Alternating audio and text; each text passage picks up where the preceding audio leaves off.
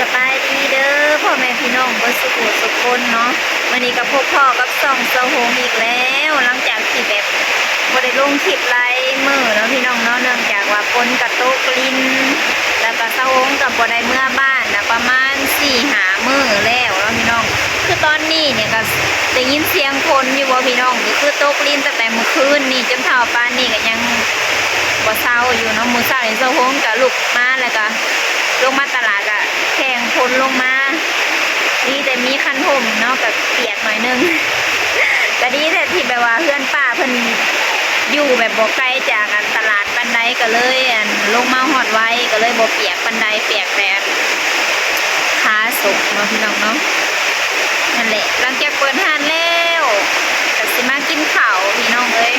มาเด้อกินข้าวนำกันไม่ได้ได้เฟอได้อันนั้นเส้นเฟอเนาะเฟอก็คือก๋วยเตี๋ยวหั่นแหละพี่น้องเลย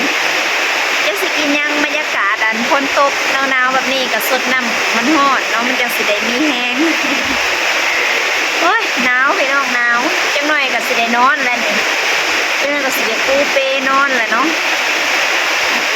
ตกแห้งเรียร้อนน้ำในทางน่ะจนถ่วงนะพี่น้องก็สิเว้าดังแน่เพราะว่าเสียงคนน่ะก็ดังท่านบอกค่อยก็ยังไม่ได้ยินเนาะพระเจ้าก็บ่ค่อยได้เปิดห้านได้คนมื้อนี้ก็ได้ผู้ลงผู้บ่ลงเนาะบางคนก็โอ้ยบ่ลงดอกขี้ข้านประมาณนี้เนาะก็นอนพี่น้องเช้าโฮมก็เดี๋ยวก็สินอนล่ะกินก่อนเนาะตอนนี้ก็9 โมง10 โมงแล้วยังไม่ได้กินข้าวเช้าอยู่เพราะว่าลงมาก็บ่จักสิกินอีหยัง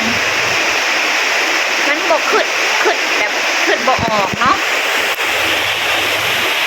นี่อาหารของเฮาก็ได้กระเด็ดผักใส่เด็ดผักใส่เมื่อวานนี่ก็ต้มเส้นก็กินเฟอคือเก่ามื้อนี้ก็กินเฟออีกตอนเที่ยงก็จักสิกินมีจังอีก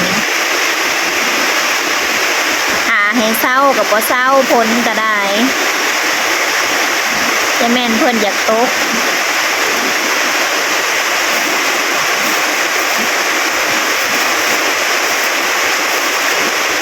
จักยามได้สิเศร้า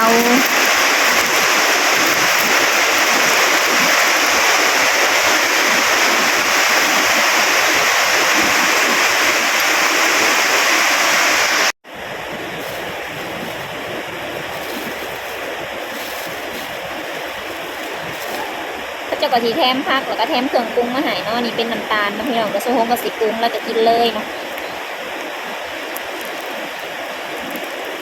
ตาลแสงทางหลังกับแสงดอกไฟมันก็สีอันนั้นนี่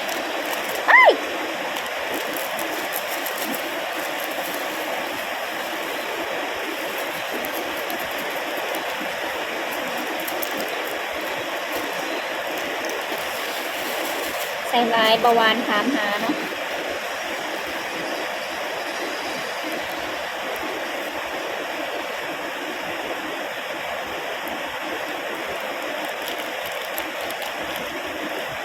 มีมักติด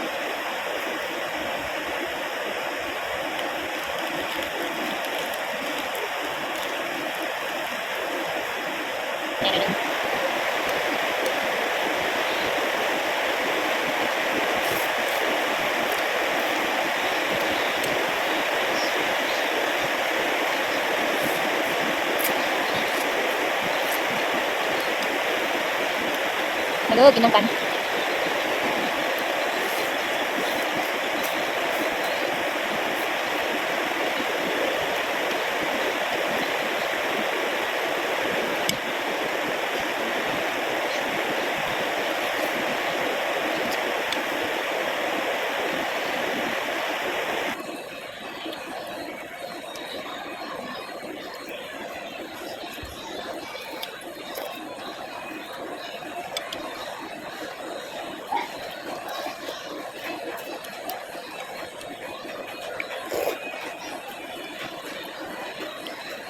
มีสีขาลายเห็นไหม ม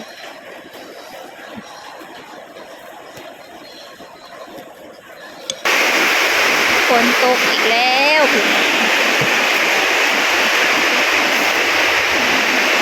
โหยเนี่ยละเนาะวังหนึ่งนี่แห้งคักขนาด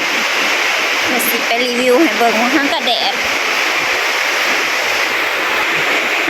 ดมาวังหันหน่อยหนึ่งมาบานี่ภาวาตกอีกละตัวนี้ก็โหยแน่แล้วเบิ่งได้นำจนอ่าง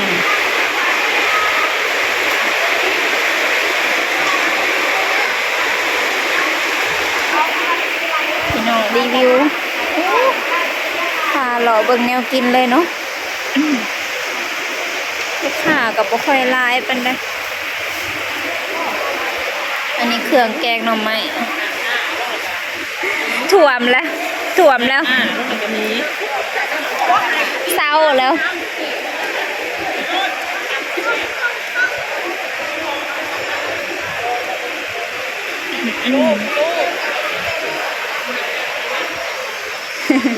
ตกพอได้ลินน้ำข้าวเบียร์ถั่ว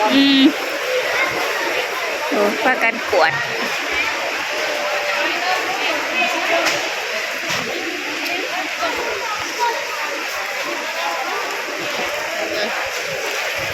มาบัดเดียว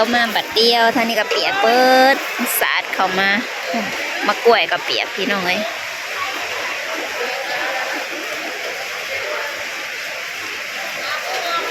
ทำความสะอาดกันสนั่นหวั่นไหวเครื่องนั่นนี่ก็เปียกจนเบิด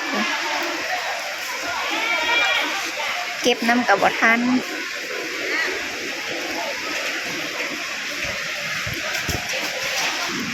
ในห้านนี่ก็เปียก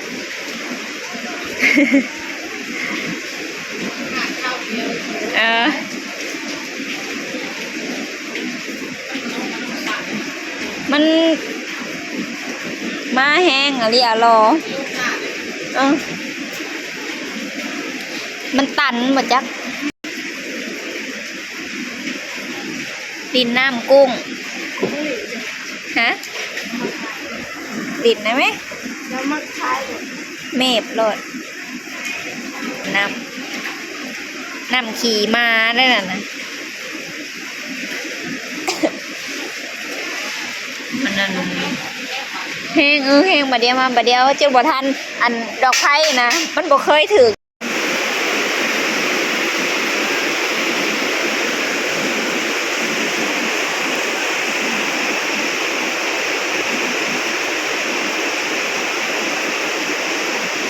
พี่น้องปลา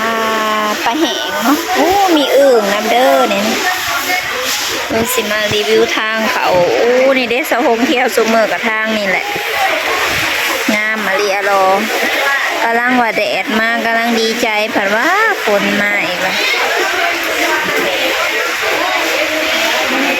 โอ้มีหอยน้ำน้ำมีหอยขม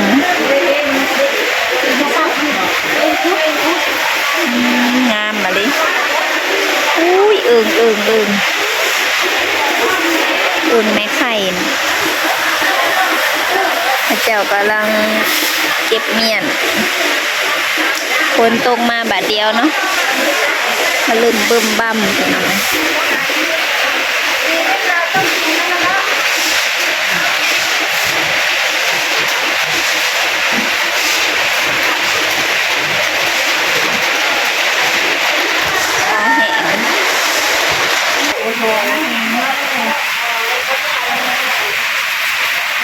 นั่งสองคนเลย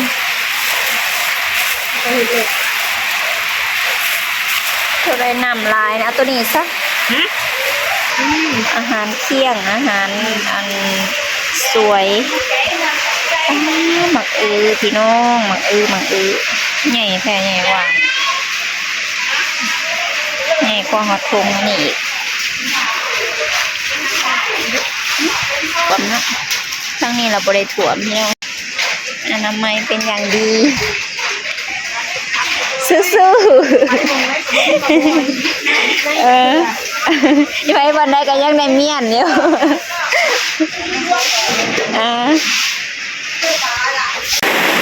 อันนี้ก็เปียกตลอดขนหัวเนาะหน้าห่านก็ได้มี แต่บอนพ้นหัวพ้นสาดเข้ามา